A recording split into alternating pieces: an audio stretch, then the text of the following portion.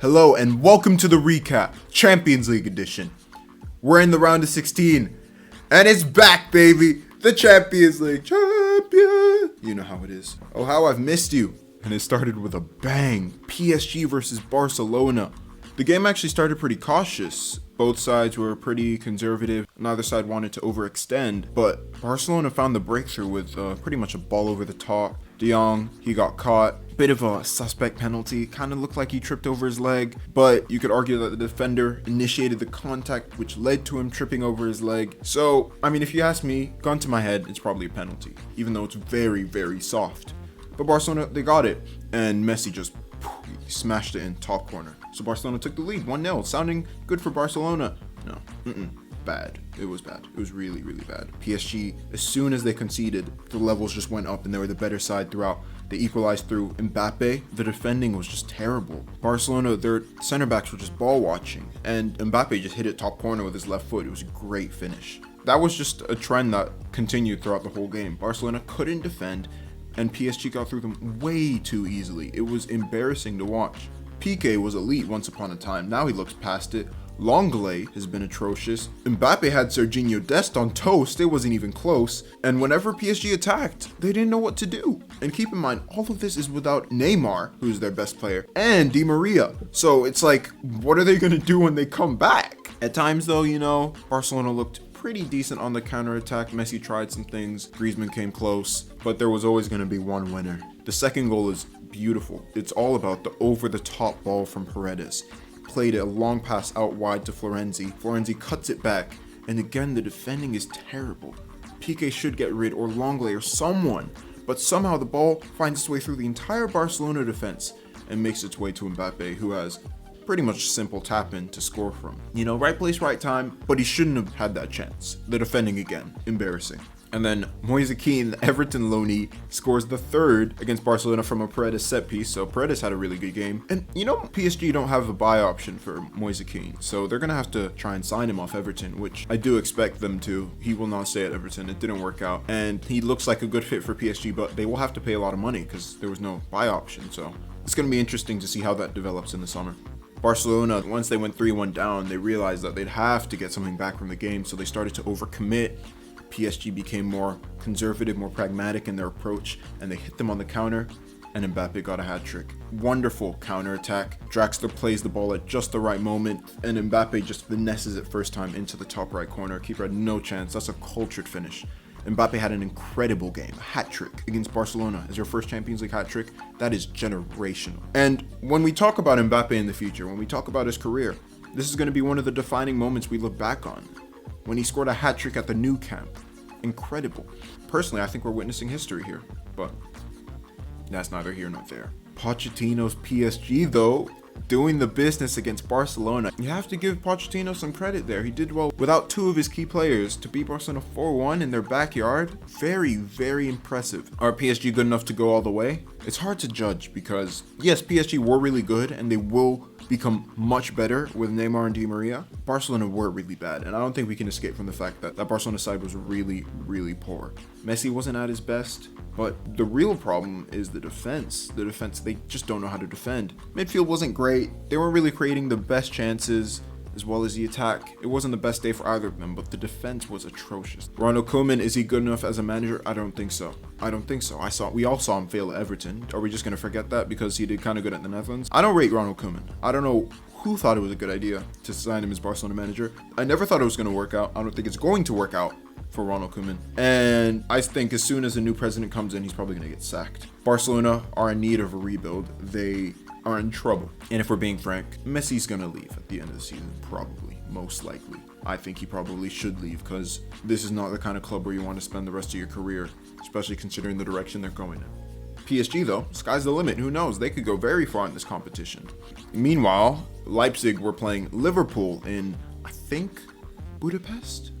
I'm pretty sure it was in Budapest, but the location doesn't really matter. It was kind of a neutral venue because COVID rules and all that. But again, we're here for the football, okay? Leipzig, they look pretty good in periods. That's the thing about them. They look good at times. Dani Olmo came very close with a diving header that just hit the inside of the post, and if that had gone in, it might have been a whole different story. Who knows? And Robertson had like a ridiculous chip from like 45 yards out that had Galashi like stuck in his own net. It actually came very close to going in. It would have been a ridiculous goal, but it was just over. And the game was really end to end like that. You know, there were some chances on either side, very open game. It was entertaining to watch. But at the end of the day, the separation between the two sides is individual error. That's what cost Leipzig two big mistakes that led to the two Liverpool goals. For the first goal for Mo Salah, Sabitzer played a hospital pass all the way back to him, reminiscent of Eric Dyer in the 2-2 draw at Anfield. Oh, God. Yeah, Sabitzer, he'd fit right in at Spurs, 100%. Do you see that? You see that pass? Oh, he'd fit right in. Shocker against Liverpool. No surprises there. You put someone like Mo Salah one-on-one with the keeper. He scores that. Come on. And the second goal was just another error from Mukiele. He committed to try and get the ball off Mane, didn't get near it, and Mane just had a free run at goal to make it 2-0. Liverpool probably deserved the victory. I don't think that was a smash and grab or anything like that. And it'll give Liverpool a lot of confidence. But do I think that Liverpool are good enough to win the competition? I mean, I'm not convinced by them, but I'd never bet against Liverpool in the Champions League, you know. Liverpool at their best, they can beat anyone. But will they be at their best? Probably not. I mean, Liverpool are going to have to put their whole focus on the Champions League this season because the league's gone. And so I know Jurgen Klopp really wants to win the Champions League again. But I don't know. I think that it'll be very tough for them if they were to come up against the likes of PSG, Bayern Munich, or even Man City. So I don't know. I'm not convinced. The next day had another set of really, really good matches, especially Sevilla against Dortmund. So early on, Sevilla actually took the lead. Suso, he had a bit of a shot on his weaker foot, deflected off Hummels, and wrong-footed the keeper. So it was one of those where, you know, once it takes a deflection, the keeper has no chance. But from then on, Sevilla kind of just capitulated.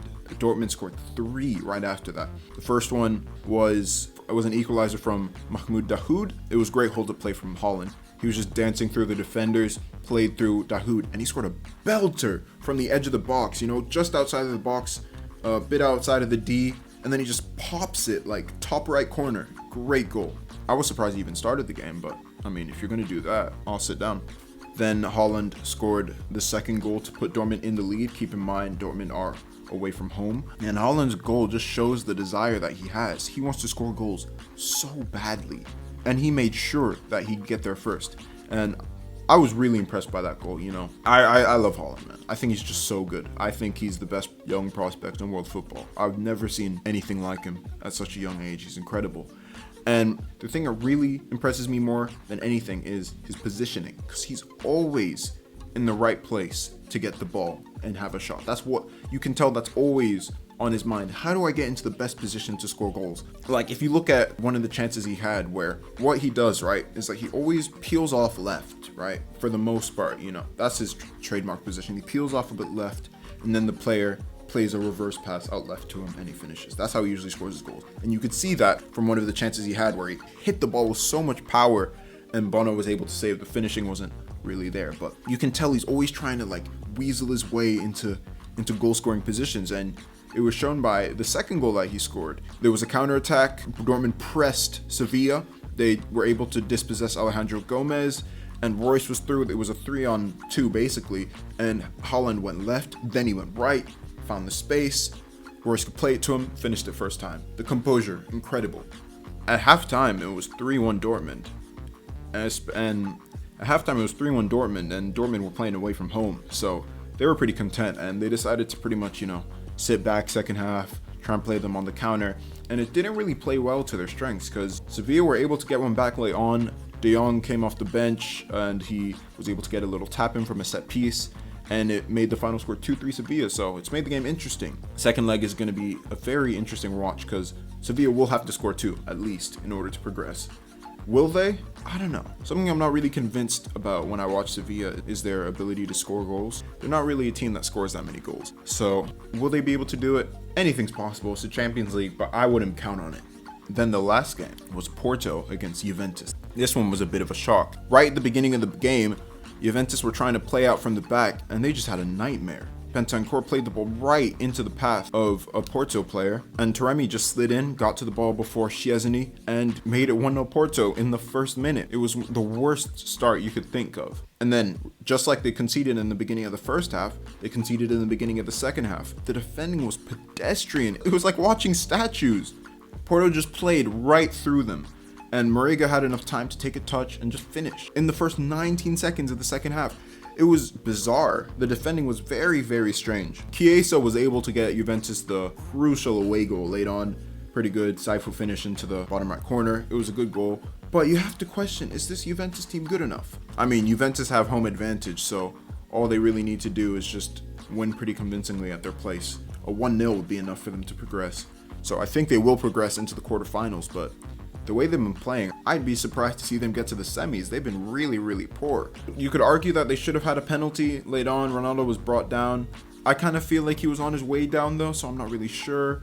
It's one of those 50-50 ones for me. I feel like on another day it would have been given, but at the end of the day, Juventus just aren't good enough. They are not going to win the Champions League this year. And I'm just curious if Pirlo's under pressure or if they're trying to build a project or something, because Juventus aren't doing well in the league either, so it's going to be something to look out for. But the question is, from what I've watched this week, do I think that there's a team in there that will win the Champions League? No. Do I think there's a team in there that can win the Champions League? Yeah. I think PSG could win the Champions League. Who knows? I think Liverpool could, because it's Liverpool. You never know. Do I think either of them will? No. But that's the great thing about football. You never know until you watch. So that's going to be it for today. Remember to like the video. If you like the video, subscribe. Turn on notifications so that you'll know every time I post a video. Follow my Twitch. The link will be in the description. And if you really enjoy the content, there's more where that came from. See ya.